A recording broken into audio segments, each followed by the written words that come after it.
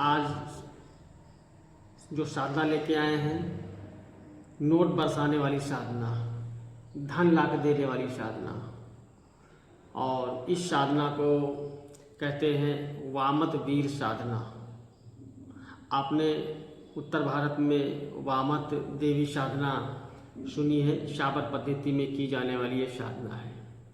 लेकिन आज इन्हीं का जो वीर है, वामत वीर, इसकी साधना आपको देंगे। और यह साधना तामसिक स्तर से की जाती है। और इस साधना को आप अपने जो ग्राम का क्षेत्र है वहाँ पे पीपल के जड़ पे, यानी पीपल के नीचे बैठ के की जाने वाली यह साधना है। और साधना भी 7 दिन में सिद्ध हो जाती है। इसमें वीर का प्रत्यक्षीकरण होता है, वीर आपके सामने आता है। आपको भयभीत नहीं होना है, किसी प्रकार के अपने अंदर डर नहीं लाना है। साधना काल में कवच का प्रयोग करना है। कवच आपका ऑलरेडी पहले से सिद्ध होना चाहिए, क्योंकि ये तामसिक साधना है। तामसिक के साथ में ये उग्र साधना है। जरा सी गलती होने पर आपको वीर वही उठा के पटक देगा, छोड़ेगा नहीं, क्यों? प्रत्यक्षीकरण साधना है।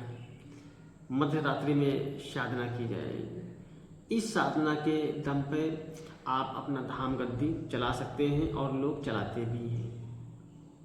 जिनको प्रत्यक्षीकरण नहीं चाहिए वह इस साधना को सिर्फ कार्य सिद्धि के लिए भी प्रयोग कर सकते हैं। फिर इसका धीरे धीरे आप जाप कंटिन्यू करते रहें। फिर धीरे धीरे यह वीर पहले स्वप्न में आएगा, फिर धीरे धीरे आपको दिखने लगेगा। उसमें क्या होगा, आपको भय नहीं लगेगा, किसी प्रकार का कोई डरने की कोई दिक्कत नहीं, कोई समस्या नहीं है। इस तरीके से भी आप कर सकते हैं। लेकिन अगर आप प्रत्यक्षीकरण के हिसाब से कर रहे हैं, आपके पास कवच मजबूत होना चाहिए, आप निडर होने चाहिए। क्योंकि जो भोग प्रसाद आप रखते हैं वह भोग प्रसाद वामत देव, वामत वीर उठा करके स्वयं ग्रहण करता है, आपके पास आता है।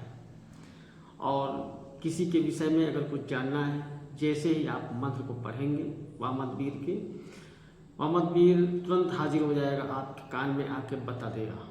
चाहे जितनी दूर बैठा व्यक्ति हो, उसकी खबर ला के आपको देगा। आपके घर में अगर धन से रिलेटेड कोई ऐसी शक्ति है जिसने धन है लेकिन उसकी सुरक्षा कर रहा है, वो शक्ति कर रही है, उसको वामत वीर हटा देगा। धन निकालने में भी आपकी मदद करेगा, यहाँ तक कि ये भी बता देगा कि धन कहाँ पे है। इसकी विशेषता ये है। उसके बाद किसी भी वस्तु को इधर से उधर करने में सक्षम है। मंत्र ऐसा है, आपको स्क्रीन पे दे देंगे या डिस्क्रिप्शन बॉक्स में आपको मिल जाएगा मंत्र में साफ साफ शब्दों में कहा गया है पैसे ला के देने के लिए, पैसे भी ला के देता है। लेकिन जरा सी चूक होने पर यह साधक की बुद्धि को कंट्रोल भी करता है। साधक तामसिक स्तर का हो जाता है। अपने घर में रहते हुए वह तामसिक भोजन को ग्रहण करता है, हमेशा नशे में रहता है। ऐसी स्थिति वो साधक के अंदर पैदा कर देता है, साधक को कंट्रोल करता है। कुछ दिनों के बाद साधक ऐसे होता है, ऐसे पागल होने लगता है। इसलिए इस साधना को हर साधक करना नहीं चाहता, और जो इच्छुक हैं वो कर सकते हैं, इसमें कोई दिक्कत वाली बात नहीं है। सुरक्षा कवच होना चाहिए, आप निडर होने चाहिए। अब बात आती है कि साधना में सफलता प्राप्त क्यों नहीं होती। आप में से बहुत सारे भक्त हैं, साधक हैं, जो ये कहते हैं कि गुरुजी मैंने साधना की लेकिन सफलता प्राप्त नहीं हुई। तो इसके पीछे की वजह आप लोगों को मैं इस वीडियो के माध्यम से बताने जा रहा हूँ। वीडियो को स्किप मत करिएगा, पूरा देखिएगा, आपको उस पॉइंट को समझने में आसानी होगी। साधना में सफलता क्यों प्राप्त नहीं होती, उस बारीकी को आप समझेंगे। करना क्या है कि आपको सबसे पहले आपका जो गुरु मंत्र है वो मजबूत, पावरफुल होना चाहिए। किसी गुरु से दीक्षा लें जो गद्दी से जुड़ा हो, जिसने स्वयं से साधना कर रखी हो, गुरु दीक्षा ले रखी हो, उससे आप दीक्षा लें। सोच समझ के दीक्षा लें। जैसे कहावत है कि पानी पियो छान के और गुरु बनाओ जान के। तो इस ऐसा आपका गुरु मंत्र होना चाहिए, नंबर 1। अब दूसरी बात ये है, जो आपकी इष्ट देवी या देवता जो भी हैं या गुरु हैं जिनको आप इष्ट मानते हैं, तो उनका जो मंत्र है उसका आप अनुष्ठान ज़्यादा से ज़्यादा करें। अपना जो ऑरा है उसको ज़्यादा से ज़्यादा बढ़ाएं। जब आप अपने इष्ट मंत्र का परमानेंट कंटिन्यू आप जाप कर रहे हैं और आपका ऑरा प्रबल है, तो ये जो शक्तियाँ हैं जिनको आप सिद्ध कर रहे हैं, ये जो साधनाएं हैं जिनको आप सिद्ध कर रहे हैं, इनका लाभ आपको प्राप्त होगा।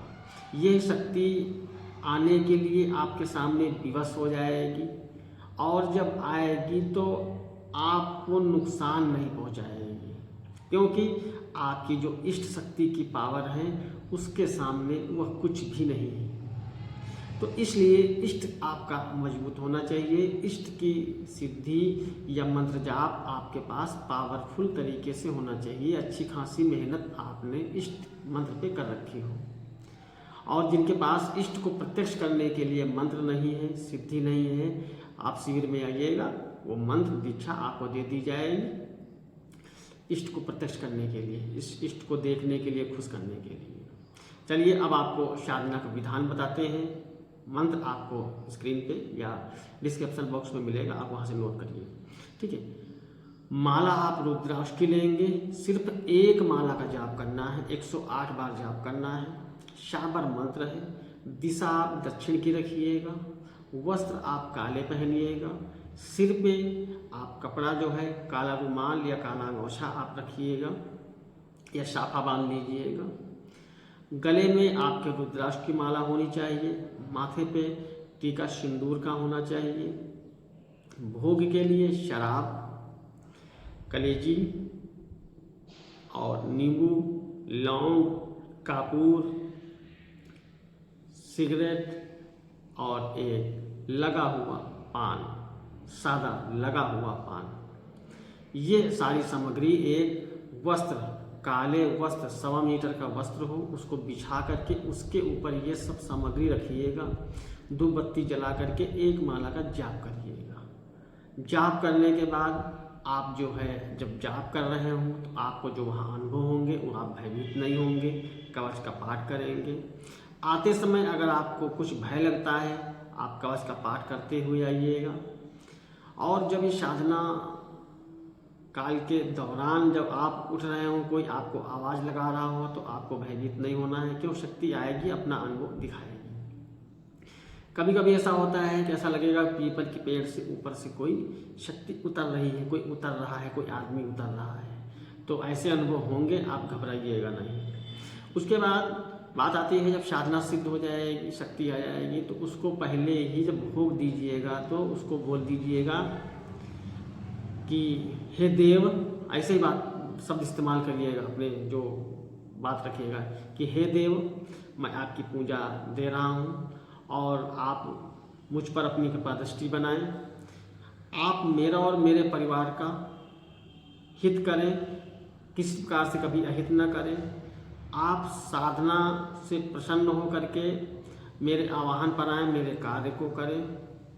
इस तरीके से आप प्रार्थना करें। प्रार्थना करने के बाद रोज भोग दे, रोज ऐसी प्रार्थना करें। 7 दिन में साधना पूरी हो जाएगी और 7 दिन के बाद आप इस साधना का प्रयोग कर सकते हैं, किसी की जानकारी लेने के लिए, किसी को उतारा के लिए, हीलिंग के लिए। और ये जो प्रयोग है ये यहाँ तक कि शक्ति मारण तक अच्छा कर देती है, वशीकरण अच्छा करती है। तो इसलिए इस सिद्धि का प्रयोग एक बार साधना करिए, फिर प्रयोग करिए। रिजल्ट अच्छा है, किसी का अहित करने के लिए ना करिए, लेकिन अपने पास हुनर होना चाहिए।